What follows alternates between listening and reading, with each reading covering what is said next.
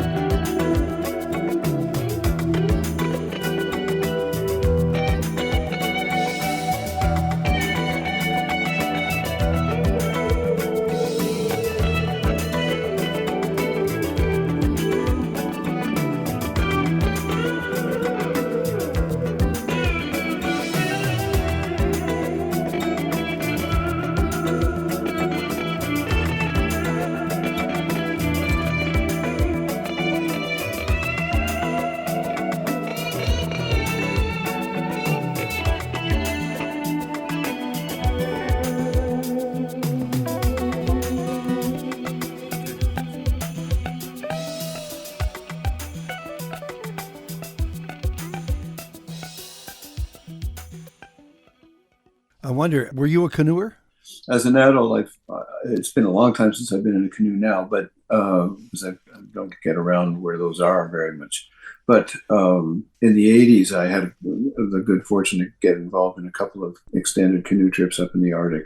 Wow. And that was great. But as a kid, I did a lot of canoeing in Algonquin Park in Ontario and elsewhere. I know that you might have just taken it for granted, but to be a canoeist in Algonquin Park is kind of like dead center of the Canadian experience. Well, it harks back to the Group of Seven and certainly the Canadian art world. Exactly. And I mean, Canada, as it was thought of at that time, of course, there's an awful lot of Canadian experience. It doesn't include the landscape of Northern Ontario, but it was pretty archetypal. Bruce Cockburn, by the way, and we're going as many tracks as possible because I think there's 16 of them through Rarities, just been released. Sure. Avalon, My Hometown, one of my all-time favorite songs by Mississippi John Hurt. I don't know who it was that turned me on to Mississippi John Hurt. It was really early in my life. The name stuck with me. The character stuck with me. I met him once. I was totally struck. And I just followed his music, and I'm so thrilled. And it was his hometown. That's where Yeah, he wasn't lying. Colin Linden was in there with you. Or no, actually, no, Janice Powers was there. Yeah. It was Avalon. I made a note to myself. It was Avalon that got rediscovered. He recorded and then went back to sharecropping. And then somebody discovered Avalon, the track, and it led to an invite to the 1963 Newport Folk Festival. That's a piece of history I didn't have at my disposal, but now I do. That's fantastic. But yeah, and in a way, his experience was not unlike that of a bunch of other men of his generation, and not just men, I guess women too, blues artists of that generation who were, they could be semi-professional, as younger people, and then the music. People's tastes changed and they moved on to other things, and then were rediscovered by a different audience altogether, a young white college audience mainly, in the 60s. And that's when I discovered that music also. And he was the single most influential person from that sphere that affected my guitar playing, I would say. You know what? I was going to say, was it his voice, was it the songs, or was it his guitar styling? And I think the strongest thing there, if I could just take a guess, is the guitar stylings, because he played guitar for noisy rooms, bars, etc., halls that didn't have amplification. So it had to be aggressive, and he just owned the guitar. It was fantastic. Yeah, I mean, I wouldn't personally characterize his playing as aggressive particularly, but he certainly had a style that was really, technically speaking, he if you want to get picky, he'd be a folk singer rather than a blues singer, because he did a wide range of material. Some of it was blues songs, but a lot of it was just the folk songs of his world, and other pop songs of the day, and that sort of thing, that in his own style, that all ended up sounding pretty folky. And his guitar style, what he did a lot of the time in his songs was basically fingerpick and play the melody while he sang as well. Yeah. And that is, it's a really simple, direct, clear way of playing, and it's not complicated to listen to. It can be quite complicated to execute, but he was very good at it. By the way, Bruce, you and I have known each other a long time. I would never get picky with you. Never. You were the last person I would get picky with. Yeah, thank you. I appreciate it. Wise Users. Again, Hugh Marsh is there on violin. Colin Linden in the studio with you at Pinhead. 1996. Came from where? Was it just a demo? No, yes, that's not true. I think so. Honor, but it was the Honor album, right? We did. The song was included in in fact, actually, it wasn't a demo, if I remember right. It was included in a benefit album that the Indigo Girls put together for a Native run environmental organization in the Midwest. The CD was called Honor the Earth, and that was also the name of the organization, as I recall. And we recorded it specifically for inclusion in that album. The song came from my response to publicity that was being garnered by this organization called the Wise Use Movement. It presented itself as a grassroots, kind of practical, environmental movement that considered economic realities, et cetera, et cetera. In fact, it was corporate sponsored, and it was a con job, basically. Although some well-intentioned people bought into it, so the song is kind of a response to that. I see that Keith Secola was on that album. I met him a long time ago. He had made a profound impact on me. Keith Secola and his Wild Band of Indians. By the way, Going Down That Road is the next track from Rarities, solo, 1995. I meant to ask you what kind of person you were in each of these years and sessions, but then I realized that would be a completely different interview. Let's just stick to the music. Going Down the Road is from the movie, the Don Cheadle movie, which still to this day is considered one of the top 10 movies ever made in Canada. It was a good one, and I mean it came out of nowhere. I mean, I'm not sure how I ended up being asked to do the score for that, but it came directly from Don Cheadle, and Did you get a credit? Well, I probably, I don't know. I don't remember now. On screen? I haven't seen it for a long time, so I don't know for sure. Somewhere along the way, I could be wrong. I think I'd remember if I didn't get one. Yes, you would. Yes, you would. Anyway, could that have led? It's interesting that could that have led to more film work if you had wanted to do that? I don't know. Maybe I never really pursued it, but I found at the time that it wasn't at the stage I was at the time, and it might still be true, but I don't know. It hasn't been tested. But I felt that writing songs in the voice of a character other than me, sure, not what I wanted to be doing at the time. Like it was the music, the songs that were written for that album or for that film rather were intended to be reflective of the content of the film and not my experience. I'd never been to Cape Breton when I wrote that song, and I certainly don't have any family roots there. But I could put myself in the place of the characters and try to come up with something, and that's what I did. Well, you know the road. You certainly know the road. You did a lot of the road part I do know, yeah.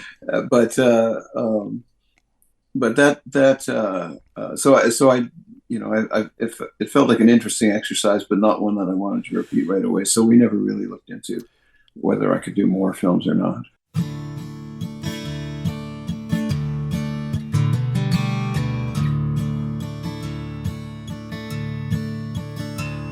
In the Isle of Cape Breton my father did stay, and his father's father before, fishing the banks and digging the coal from the mines that don't give no more ore.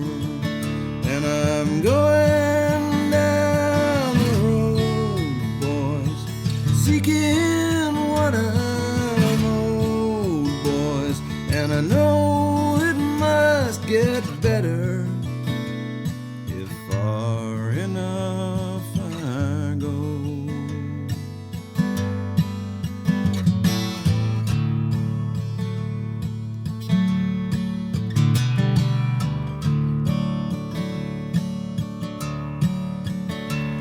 I remember the fishermen returning so gay, their nets with the silver cod blessed, but they couldn't compete with the company fleets.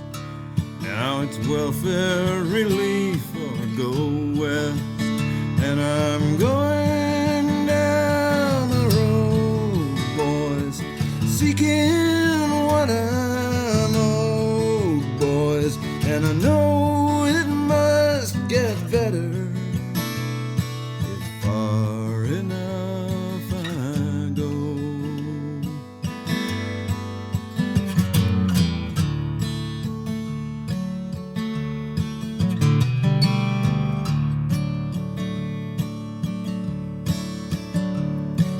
I came to the city with the sun in my eyes, my heart full of laughter and dreams.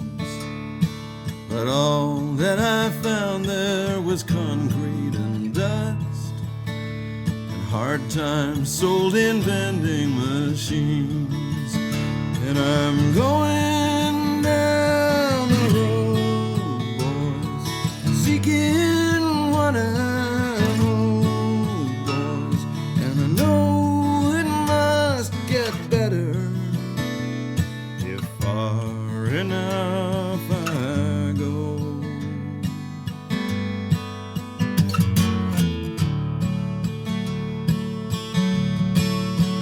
And I'm going down the road, boys, seeking what I know, boys.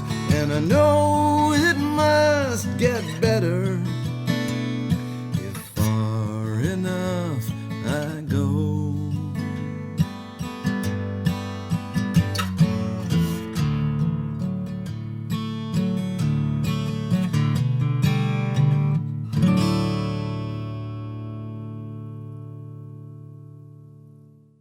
Where did Whole Night Sky come from? It was a demo, yeah? The Whole Night Sky is probably from a demo. It's basically the same song as the one we recorded on Dart to the Heart, but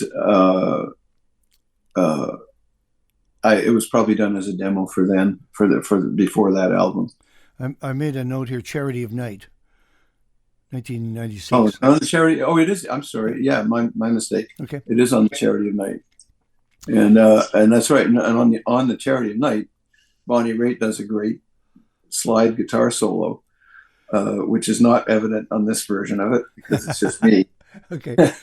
It's interesting. Whole Night Sky is a demo, and Grinning Moon, the next track, is also a demo. My question was, when does a demo become more than a demo? And I understand that process of making it the song that we all hear, the tune that we all hear. But what does a demo have to show that it becomes its own song and released and heard? I can prove that to people without a demo.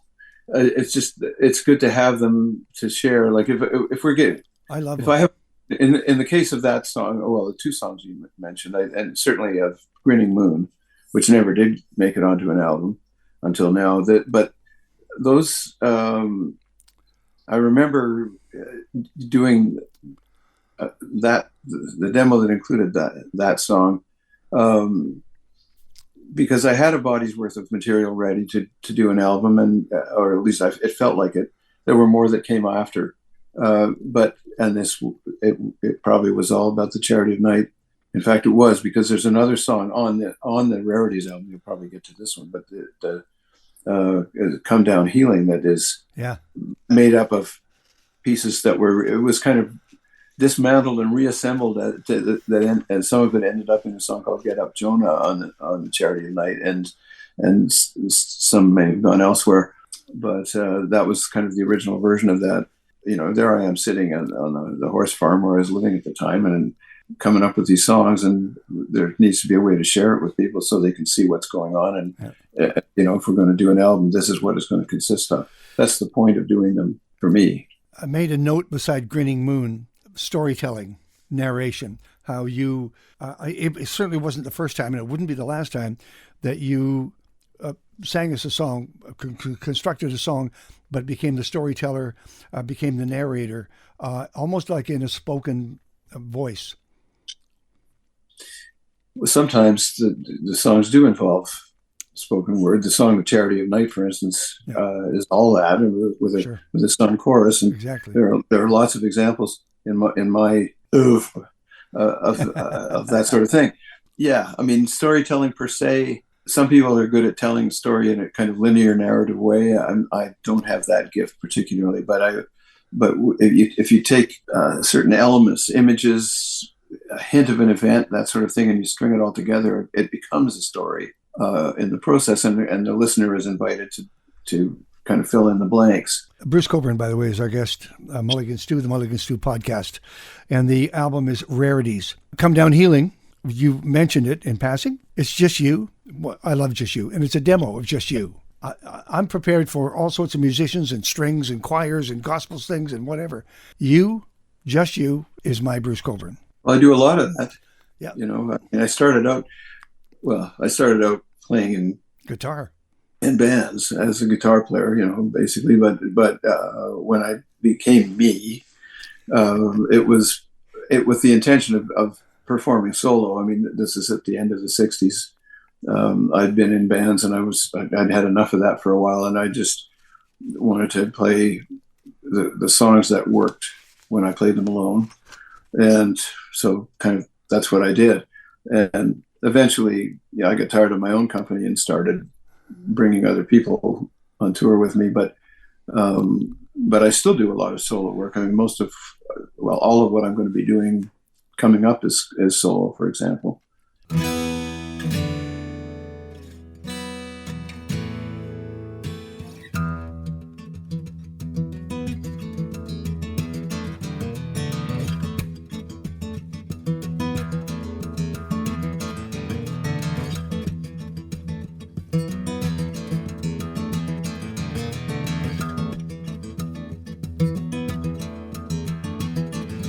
There's howling in the factory yard. There's pounding in my head. I'm swollen up with unshed tears, bloated like the dead.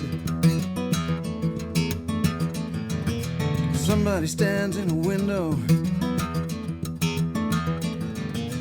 watches the river roll. Trains rumble by in the foreground with the weight of approaching dawn. Blood and ashes.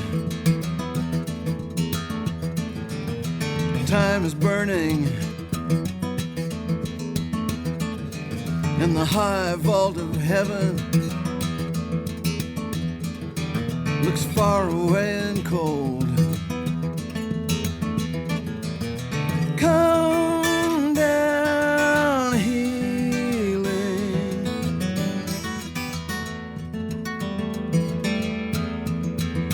Come down, healing.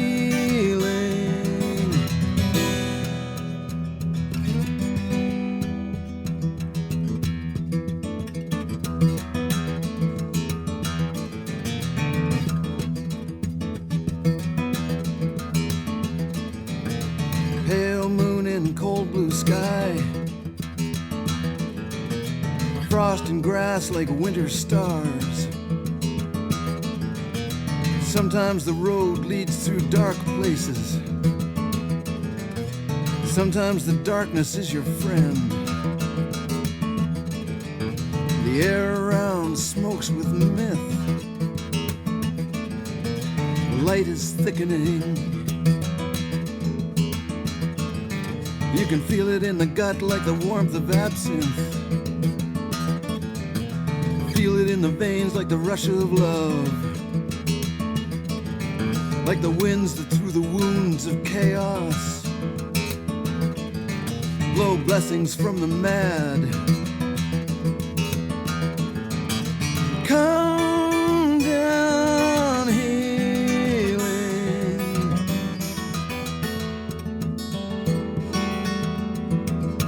Come down, healing.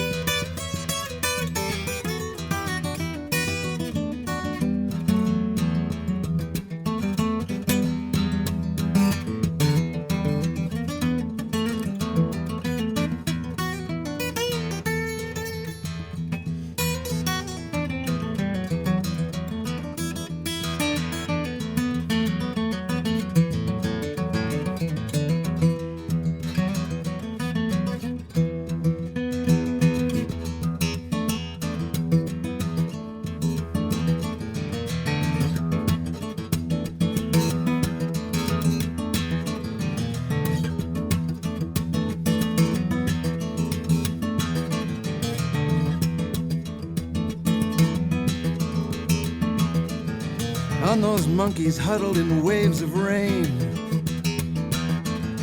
on the politician monkey gobbling what the cow left, on the pundit monkey paid to interpret his belches, on the ones who in the mirror see only what they hate,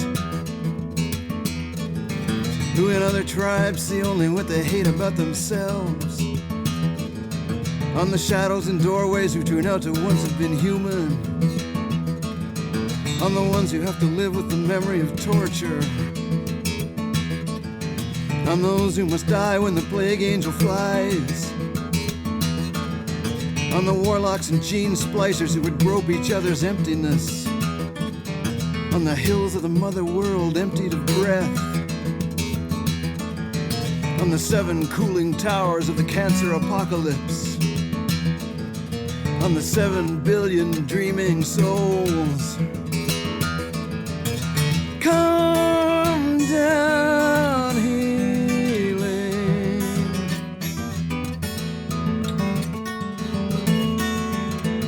Come down, healing.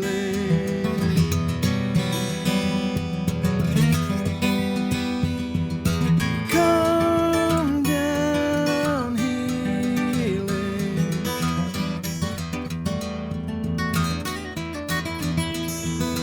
Come down, healing.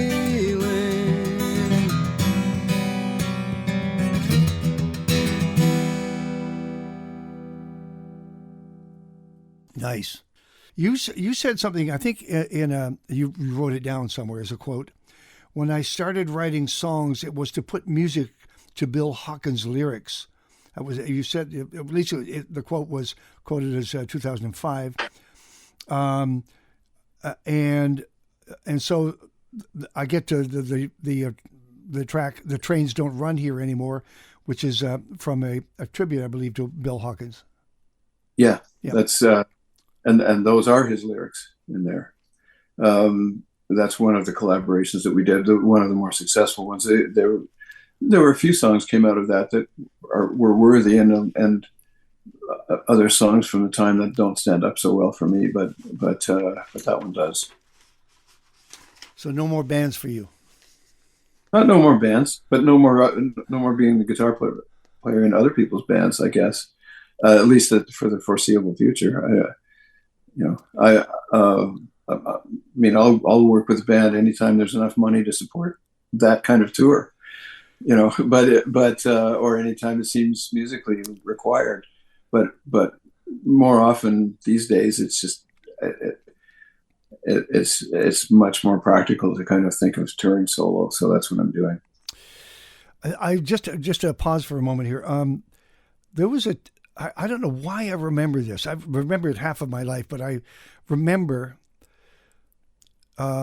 your name first coming up as a guitarist, and the speaker was Joni Mitchell.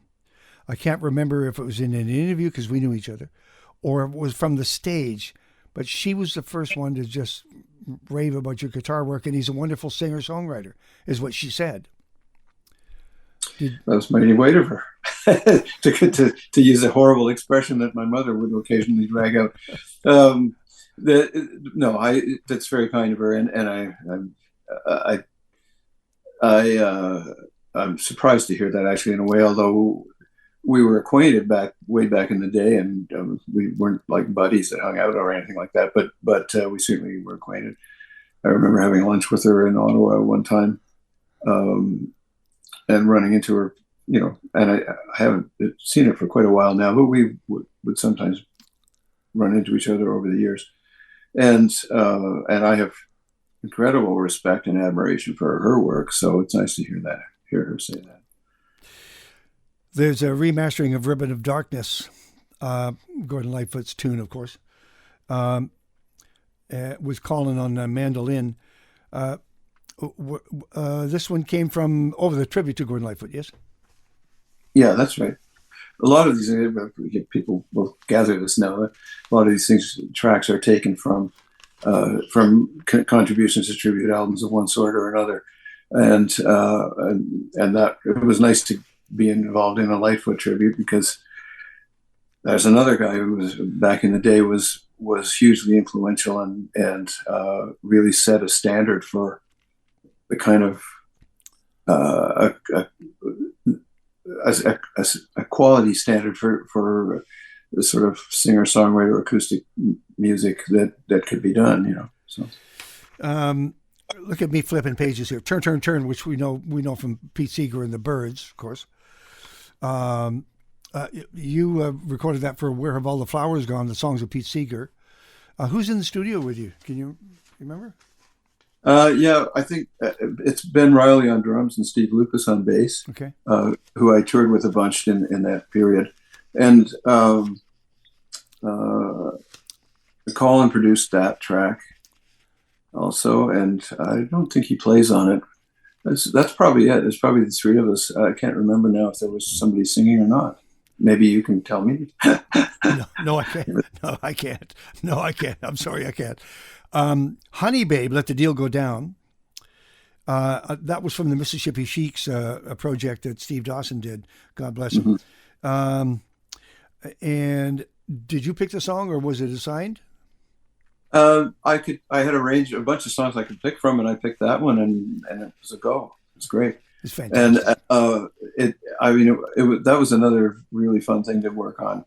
The song itself is great, and I wasn't familiar with the Mississippi Sheiks. I'd listened to a lot of other music of that of their time. Yeah, you know, from the 1920s and so on. But I didn't know them, and so there was a great discovery for me to get into that music. And Steve was the shape it took in the studio had a lot to do with Steve. I mean, he had the horn idea, and we talked about it beforehand, but it all sounded good to me. But it was really, you know, I worked out my way of doing the song, and then he took that and ran with it.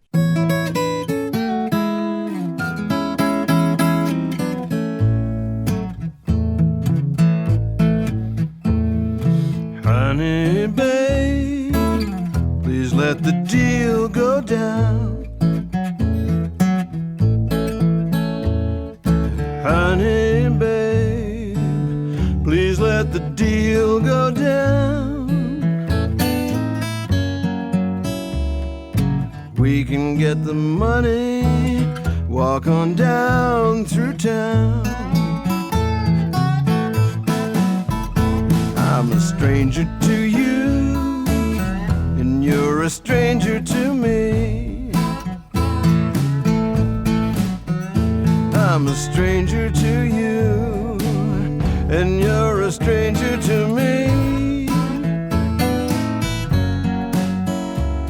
If you'd be my babe, how happy I would be. I've traveled uptown, traveled the whole world through. I've traveled uptown, traveled the whole world through. I ain't found a woman looked as sweet to me as you.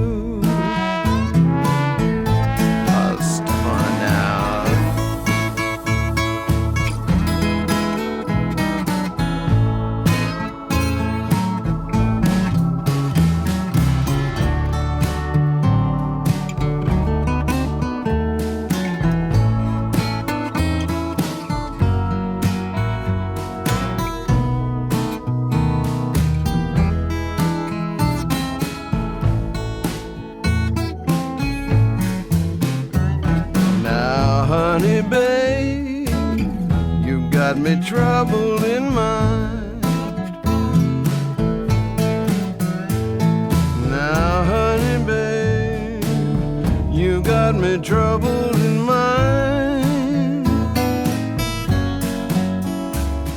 You keep me worried and bothered all the time. I ain't as I can be. I ain't mean, I'm good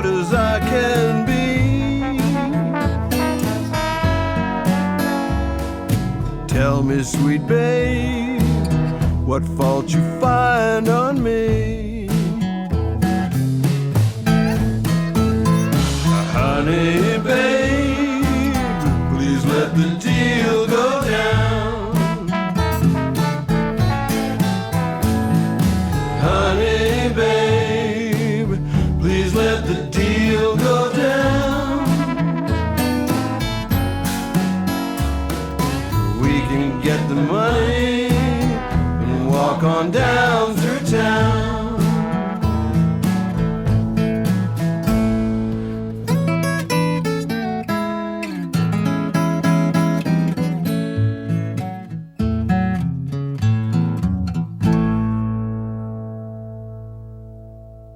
And the final track is A Bird Without Wings, previously unreleased. And where'd it come from?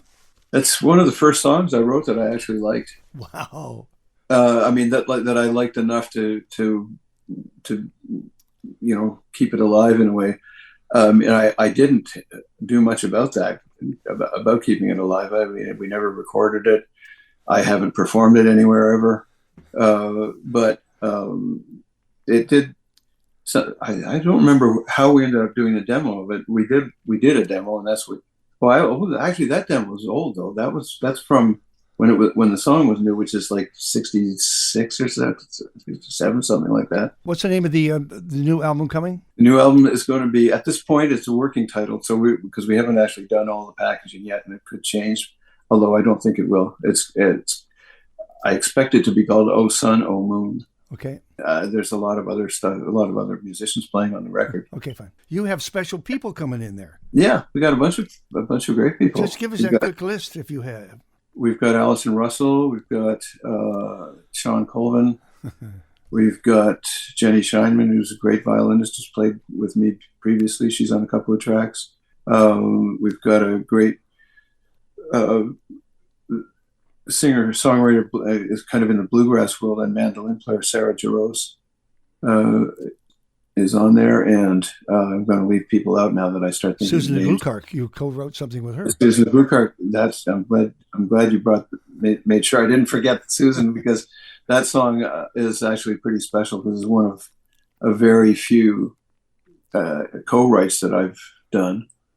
And Susan and I, wrote the song together, kind of over the phone, pretty much. But during this COVID time, but we're both on the record singing it. So. Oh, Sun O Moon, and Buddy Miller made the session. Buddy Miller made it. Yeah, I mean, we had and wonderful musicians from Nashville. It was recorded at Colin Linden's studio in Nashville, and so we were able to draw from that pool of players that live there, and there's some great people. I am pleased to tell folks, with the last minutes that I have here, that you're heading our way, thankfully. Let me see. Victoria. Yes. February the 2nd, the Royal. The 4th, the Center for Performing Arts in Vancouver. The 5th in Kelowna. The 6th in Calgary at the Jack Singer. The 8th at the Winspear Center in Edmonton. Something to be confirmed. Oh, Saskatoon, I see. And then Burton Cummings Theatre in Parkway, and on to the Avalon Theatre in Grand Junction, February the 19th. Well, it's a busy time for you. It's just you're back on the road. You will be walking out on. Can you tell me just one final thought? In the 10 to 12 steps that you take from the side of the stage to the microphone and the spotlight, is there a transformation? Do you change? Is there an internal dialogue, a chant that you have? That's an interesting notion. No, like by the time I am actually, I've taken my first step on stage, I'm kind of already there in my mind, waiting in the wings. There's a period of time before that where I'm kind of getting ready, and I go through the being nervous part of it, and the kind of telling myself that I would do, in fact, remember my songs and all that kind of thing, and a kind of positive excitement too. It's not all fear and loathing about just getting out there and playing for people. So, all but right. By the time I step on the stage, that's all kind of in the background, and now I'm already there. Last question, yes or no answer if you care. Back in the early days when you're just getting started, did you ever busk? I did.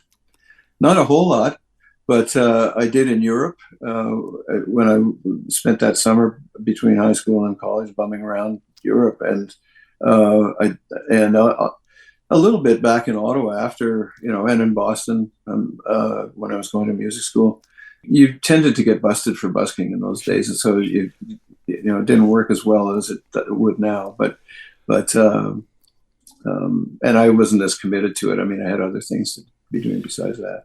Thank you very much, Bruce. Thank you. I hope to see you soon. Thanks, Terry. Yeah, I hope so. Our guest has been Bruce Cockburn, talking about, his life and times. But the album that's just been released was called Rarities. And just for the record, I played you Water Walker, Down the Road, Come Down Healing, and Honey Babe, Let the Deal Go Down. And we will find Bruce Cockburn in April so that we can talk about this new album that's coming called O Sun, O Moon with guests. If you like what you hear and you'd like to hear more, check out the Mulligan Stew podcast at mulliganstew.ca, and please consider subscribing wherever you get your podcasts. Then it'll come to you each and every week. Thank you for listening. Thank you.